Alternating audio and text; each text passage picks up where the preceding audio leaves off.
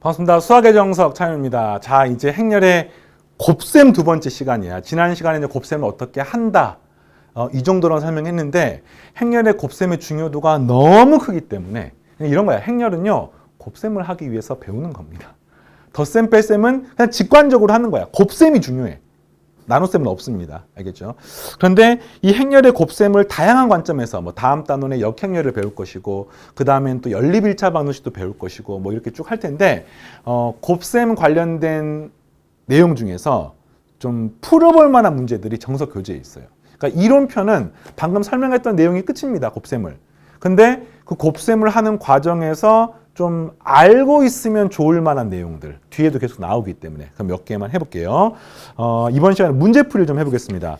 정석 교재를 보면은 83페이지에 실력 정석 있는 학생은 83페이지고 아마 기본 정석 있는 학생들도 강의 듣는 학생 있을 거야. 근데 그 학생들 같은 경우는 그냥 선생님이 지금 써주는 내용을 같이 보면서 따라오면 되겠습니다. 자, 그게 뭐냐면 이런 거예요. 자, 83페이지에 필수 예제 5-4번입니다. 5-4번. 그래서 a 더하기 b의 제곱은 a제곱 더하기 2ab 더하기 b의 제곱 2 ab는 ba라고 하는 거랑 서로 필요 충분합니까를 물어보는 명제인 겁니다. 그러니까 이거는 이제 어떤 느낌인 거냐면요. 보통 우리가 곱셈 공식 같은 거를 배우잖아요. 곱셈 공식. 곱셈 공식을 뭐 중학교 때도 배우고 고1 때도 배우는데 그 곱셈 공식이 성립하는 게 당연하냐라고 하면은 행렬에서는 당연하지가 않습니다. 왜냐면은요, 얘가 a 더하기 b하고 a 더하기 b를 곱하는 건데 행렬은 뭐가 성립하지 않아요? 교환 법칙이 성립하지 않습니다. 교환 법칙이 성립한다라고 말할 수가 없는 거야. 말 조심할게요. 성립하는 것도 있으니까. 그럼 얘를 갖다가 그냥 순서대로 곱하는데 절대로 이걸 따로 쓰면 안 되고요. 그냥 다 순서를 맞춰 써야 돼요. 그러니까 a 곱하기 a는 일반적으로 a의 제곱이라고 써. 알겠죠? 네, 마치 실수처럼 비슷하게 쓰기 약속을 했습니다. 그래서 이 a는 뭐 앞에 상관없잖아. 그지? 근데 b에 이렇게 곱하는 거는 더하기 ab. 자, 그 다음에 이렇게 곱하는 건 반드시 ba라고 써야 돼요. 그리고 b의 제곱. 그러니까 요거는 완벽하게 얘랑 똑같습니다. 근데 문제에서 만약에 얘가 이렇게 똑같다는 말이 나오잖아. 그러면은 이거 하나가 강력한 조건인 거야. 강력한 조건인 거야. 무슨 조건인 거야? 일단 얘랑 얘를 비교하면은 얘는 똑같으니까 그냥 없애버리고요. 이거는 그냥 실수 연산처럼 해서 상관이 없어요. 얘도 그냥 없애버리고요. 그 다음에 얘 EAB가 있으니까 AB를 하나하나를 없애고 나면은 뭐가 됩니까? AB는 BA가 남기 때문에 일단 이 식이 성립하면은 얘라고 말할 수가 있습니다. 이해되겠니? 자, 그리고 얘가 성립하면은 당연하죠. 얘를 전개하게 되면 AB는 BA가 똑같다고 성립하면은 이거 두 개를 그냥 하나를 EAB로 만들 수가 있으니까 여기서 이것도 성립하기 때문에 이거는 서로 필요 충분 조건이라고 말할 수가 있는 거예요. 그러니까 한마디로 말하면 AB는 BA인지가 행렬의 곱셈의 화두 중에 하나야. 나중에 뭐 변환 이야기를 하면은 평행 이동한 다음에 대칭 이동하는 건지, 뭐 대칭 이동한 다음에 평행 이동한 건지. 같냐 다르냐 뭐 이런 거랑 비슷한 것들인데 그건 나중에 배우도록 하고. 근데 그게 얘가 성립한다는 같은 겁니다. 이걸 외우라는 뜻이 아니야. 그만큼 곱셈의 교환 법칙이 중요한 화두이다 라는 내용이고요. 그 다음에 뭐 두 번째 이런 거 있습니다. AB 전체의 제곱이, 그러니까 우리가 보통 실수 연산에서 A제곱 B제곱 이건 뭐 당연한 것처럼 보이는데 사실 그게 아니죠. 이 말의 의미는 뭡니까? AB랑 또 AB랑 곱하는 겁니다. 그러니까 이건 그냥 이거 끝이야. 이게 끝인 거야. 얘는 뭡니까? AABB. 이게 지금 똑같다는 말 똑같은 거죠. 그래서 요게 순서가 지금 바뀌어 있습니다. 순서가 바뀌어 있습니다. 순서가 바뀌었어요. 질문이 뭐냐면 그래서 이게 뭐 충분 조건이면 보여라. 말이 좀 어렵지. 필요 조건이냐 충분 조건이냐 이거 물어본 거야. 그러니까 요 명제가 AB는 BA가 이렇게 되냐 이렇게 되냐 물어보는 겁니다. 충분 조건. 우리가 이거 알고 있습니까? P면 Q이다 해서 화살표를 맞은 이 명제가 참이면은 화살표를 맞은 게 필요 조건이고 얘가 충분 조건이고 그때 범위가 이렇게 된다라고 배웠잖아. 기억납니까? 네. 이게 그러니까 성립한 거니까 뭐 충분 조건을 보여라. 그러면은 이것이면 얘가 되는 게 성립하는지를 보이면 얘가 충분 조건이 되는 겁니다. 이해되겠습니까? 네. 그래서 얘가 성립하면은 A, B가 순서를 바꿀 수 있으니까 얘가 성립한 거야. 자, 그 다음 이제 문제에서 필요 조건이 되는지도 확인해 줘야 돼. 왜냐면 충분 조건이 되는지를 보이라는 뜻은 필요 충분인지 아닌지를 물어본 거거든. 또 그러면은 얘가 되는지를 이렇게 확인하거나 이렇게 되는 걸 확인해야 됩니다. 자, 근데 뭐가 골치가 아프냐? 요거는 선생님이 좀 너무 현학적으로 하지 않을게요. 맞는 거는 증명을 하거나 보여주면 됩니다. 근데 명제 중에서 거짓인 것을 증명하는 거는요, 쉽지가 않습니다. 예를 들자면 1 더하기 1은 1 더하기 1은 2인 거야. 너무 쉬운데 그거는. A 더하기 B의 제곱은 A제곱 더하기 B제곱 더하기 2AB인 거를 증명하세요. 보여주면 이건 보일 수 있습니다. 근데 A 더하기 B의 제곱이 A 세제곱 더하기 B의 세제곱이 아닌 거를 보여주세요 하면은 이거는 그러니까 이런 거야. 맞는 거는 증명할 수가 있는데 틀린 거는요, 거짓인 거는 증명을 할 수 있는 문제가 일부 있지만 대부분은 증명을 할 수가 없어요. 왜냐면 틀렸기 때문에. 밑도 끝도 없이 틀렸기 때문에. 그래서 그런 경우는 보통 수학적으로 발레를 드는 게 일반적인데 이게 지금 우리가 입시를 준비하고 시험을 준비하는 게 아니기 때문에 이 발레를 외운다거나 그렇게 할 수는 없어요. 근데 논리적으로 이런 거예요. 논리적으로 얘가 성립하는지를 보이려면은 얘랑 얘가 똑같았을 때 반드시 A, B랑 B의 교환 법칙이 성립하는 거 딱 하나밖에 없는지를 확인해야 되는 거지. 하나밖에 없는지를. 근데 논리적으로 행렬의 특징상 아까 지난 시간에 얘기했잖아요. 행렬이 A하고 B를 곱한 게 영행렬이라고 해서 실수처럼 이게 두 개가 둘 중에 하나 영행렬이라고 하는 보장이 없거든요. 그러니까 행렬은 그냥 기본적으로 실수의 연산체계나 연산체계는 다릅니다. 다르니까 그냥 아주 간단한 논리 이렇습니다. A, B하고 B, A가 같으면 당연히 얘가 성립하지만 이 밑줄 친 부분들이 다르더라도 이 전체 덩어리가 똑같은 상황이 생길 수도 있구나 정도를 기억을 하시고 이런 것도 가능합니다. 인수분해도 할 수 있습니다. 인수분해도. 요거를 A로 묶어내서 요 넘기면요. 얘는 BAB고요. 마이너스 여기는 ABB입니다. 이건 가능해요. 그 다음에 이거 뒤에 또 B가 있으니까 A로 묶어내서 BA 마이너스 AB 비행렬은 이것도 가능합니다. 그럼 질문이 이게 논리적으로 이런 거야. 이 밑줄 친 게 반드시 0이 돼야 되느냐? 근데 그게 아니라니까. 얘랑 얘가 셋 중에 하나가 영행렬이 아니더라도 다시 말하면 AB는 BA하고 똑같은 게 아니더라도 곱한 게 영행렬이 될 수도 있습니다. 이 정도로 말하면 됩니다. 그래서 이제 발레가 나오는 거죠. 이해하겠습니까? 이 정도로만 하면은 괜찮을 것 같아요. 네.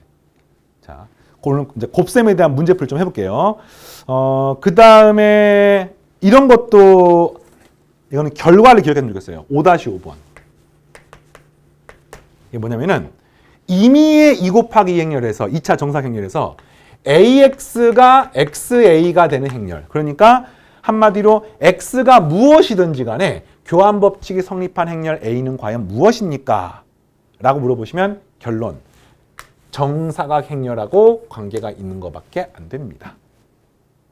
근데 이걸 이제 보이는 거야. 보이는 거야. 과연 어떻게 됩니까? 이걸 보이는 과정은 좀 번거로워요. 그러니까 얘가 임의 행렬. 이게 A가 A, B, C, D라고 놓고요. 그 다음에 이 X는 P, Q, R, S라고 놓고요. 이렇게 곱하고 여기는 이제 또 P, Q, R, S라고 놓고 여기다가 A, B, C, D라고 놓고 같다고 해서 이걸 이제 곱하게 되면 뭐가 나올 거 아닙니까? 나올 거 아닙니까? 그래서 얘랑 얘가 똑같고 얘랑 얘랑 똑같고 얘랑 얘랑 똑같고 얘랑 얘랑 똑같고 해서 계산해보면 복잡하긴 하지만 무언가가 나옵니다.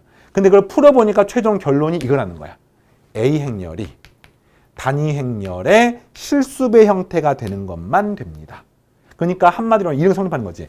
단위 행렬의 실수배이면 얘가 성립하는 건 확실해요. 왜? 실수배는 앞으로 끄집어내고 A, 2는 2A가 되는 걸 알고 있으니까. 근데 거꾸로 임의의 X를 얘가 성립하는 거는요. 이게 이런 꼴밖에 없다는 것도 성립한다는 겁니다.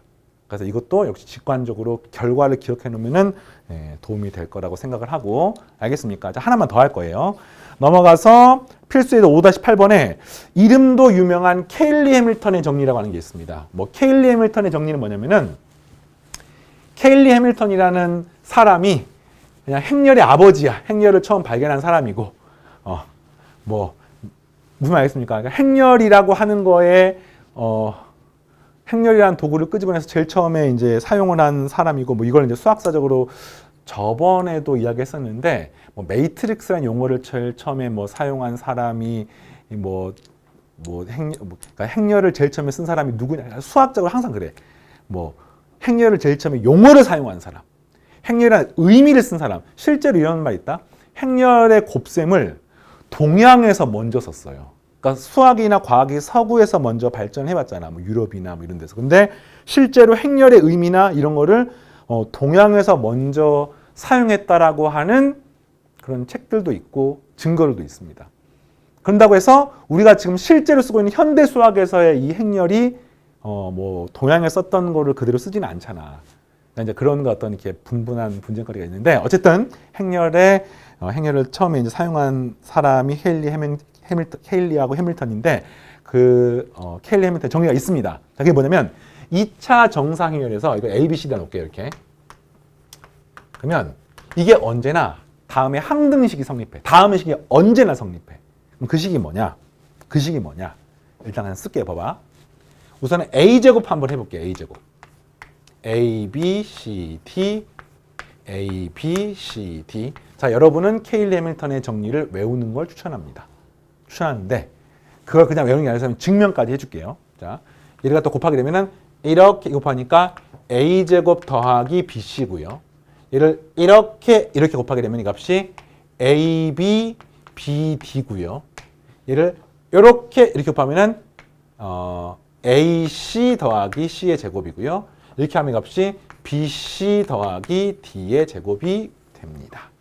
이게 A제곱이야. 그 다음에 이게 A 플러스 D의 A를 써볼게요.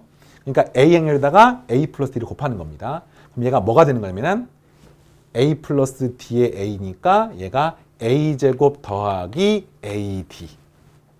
알겠죠? AB 더하기 BD. 뭐 약간 비슷하게, 그지? 약간 비슷하게. 그 다음에 AC 더하기 CD. 잠깐만요. 뭐 이상한데요? C에다가 AC 더하기 CD. A 플러스 C에 AC 더하기 CD. AC. 잠깐만요. 이렇게 잘못했네. 미안해요. AC에 CD입니다. CD. 여기 위에 있더니. CD. 그러니까 이렇게 되고, 그 다음에 이것도 만약에 이렇게 곱하게 되면 값은 AD 더하기 D의 제곱이 됩니다. 해보니까 요거랑 얘가 똑같고요. 이거랑 얘가 똑같습니다. 이해되겠습니까? 그래서 최종적으로 계산해봤더니 이게 A제곱에서 A 더하기 D의 A를 뺐더니 얘가 빵빵이 나오고, 그 다음에 여기에서 요걸 빼니까 A제곱이 사라지면서 뭐가 남니? BC-AD가 남아요. 그 다음에 이것도 마찬가지로 여기서 이걸 빼니까 D제곱은 사라지고 BC-AD가 나와서 얘가 뭐가 되는 겁니까? BC-AD의 단위 행렬이 되는 것을 알 수 있습니다. 그래서 요거를 이항을 시키면 다음에 아름다운 공식이 생깁니다. A제곱 마이너스 A 더하기 D의 A 플러스 AD 마이너스 BC의 단위 행렬은 언제나 영행렬이라고 하는 요 식이 나오고요. 요걸 우리가 케일리 해밀턴의 정리라고 부릅니다. 자, 그럼 이건 이제 어디다가 써먹을 것이냐라고 하는 건데, 일단 2차 정사각 행렬이 이제 예전에 고등과정의 행렬이었을 때 그냥 수능에 나온 내용은 2차 정사각 행렬 뿐이었어요. 그리고 좀 더 이제 상위 과정을 가더라도 우리가 XY 좌표면이 XY, 직교 좌표계, 데카르트 좌표계 중에서 XY, 좌표로는 X, Y라고 쓰는 걸 우리가 이제 평면 좌표계라고 하잖아요. 이 평면 좌표계를 행렬을 통해 연산하는 건 전부 다 2 곱하기 2 행렬입니다. 그리고 나중에 이제 XYZ, 공간좌표계를 사용해서 행렬 연산하는 값은 3 곱하기 3 행렬을 사용합니다. 이해하겠습니까? 근데 우리는 얘가 더 익숙하기 때문에, 얘를 더 많이 쓰기 때문에 최소한 고교 과정에서는 얘가 뭐 대부분이잖아요. 그래서 2차 정사 행렬을 사용하는 게 기본이어서 2차 정사 행렬의 케일리 해밀턴의 정리를 우리가 배운 겁니다. 이게 성립하는 겁니다. 이거는 이제 어떤 재미가 있냐면 나중에 역행렬을 배우면요. 이 AD 빼기 DC라고 하는 게 AD-BC라고 하는 게 아주 중요한 의미를 가집니다. 뭐 디터미넌트라고 부르는 이제 행렬식이라고 부르는 걸 관계가 있는데 요게 나중에 뭐 벡터에서도 또 뭐 1차 선형대수에서도 이 숫자가 갖고 있는 의미가 굉장히 크거든요. 그래서 요게 단위도 굉장히 중요하고 그 다음에 이 식의 가치는 또 이런 거 있습니다. A제곱은 A 더하기 D의 A 마이너스 AD 빼기 BC의 단위행렬. 다시 말하면 2차 정사행렬을 1차 정사행렬로 그게 아니야. 2차 정사 A의 제곱에 관한 행렬을 A에 관한 1차 그리고 단위행렬을 통해서 표현할 수 있다는 뜻인 겁니다. 그러면 이런 게 이제 어디에 유용하냐면은 만약에 내가 A 세제곱이라는 행렬을 계산하고 싶어요. 구할 수 있잖아. 이걸 갖다가 A 제곱에 A라고 놓고 이거를 요 자리에 얘를 쑥 집어넣는 거야. 그럼 뭐가 됩니까? 여기다가 AA를 곱하면 되는 거 아닙니까? 가지값이 A 더하기 D의 A 제곱 마이너스 AD 마이너스 BC의 A 이렇게 쓸 수가 있습니다. 그러니까 3차도 2차로 만들 수가 있는 거야. 자, 그런데 요 2차 보이죠? 이 자리 이걸 또 집어넣을 수가 있지. 그러면 3차도 복잡하긴 하지만 A, 복잡하긴 하지만 단위행렬 이렇게 만들 수 있습니다. 그래서 일반적으로 모든 2차 정사각행렬 A의 n제곱글은 A의 n제곱 형태는 반드시 A에 관한 1차 형태랑 그 다음에 단위행렬을 통해서 표현할 수가 있다라고 하는 게 바로 케일리 해밀턴의 정리와 관계가 있습니다. 자, 뭐 이 정도로만 일단 하고 뭐 여러분 교재에 보면 87페이지 5-8번에 다른 예들도 나와 있는데 선생님이 간단하게 케일리 해밀턴 정리가 무엇인지 뭐 정리, 증명 해보니까 이런 거야. 행렬의 곱셈은 연산체계가 다릅니다. 근데 형태상으로 실수랑 비슷해. 착각을 하는 거야. 그래서 실수처럼 곱셈을 막 교환 법칙을 써버리고 A 곱하기 B는 0이면 A는 0 또는 B는 0이라는 걸 쓰는데 그게 안 된다는 것이고 그 다음에 거듭제곱근이나 이런 연산 중에 비슷한 것들 좀 일부 있죠. 네, 그래서 쭉 같이 보시고 너무 막 현학적인 계산이 시험에 나온 거 아니기 때문에 선생님이 지금 설명한 내용들은 중요한 내용들은 설명을 전부 다 했습니다. 알겠죠? 그래서 이렇게 해서 5단원은 마무리를 하고 6단원은 이제 행렬의 곱셈 배웠어. 이걸 과연 진짜 어디다 쓸 것이냐. 직접적인 어떤 효과가 있는 사례들이 나오게 됩니다. 알겠죠? 오늘 여기까지 계속해서 6단원에서 만나겠습니다. 마치겠습니다.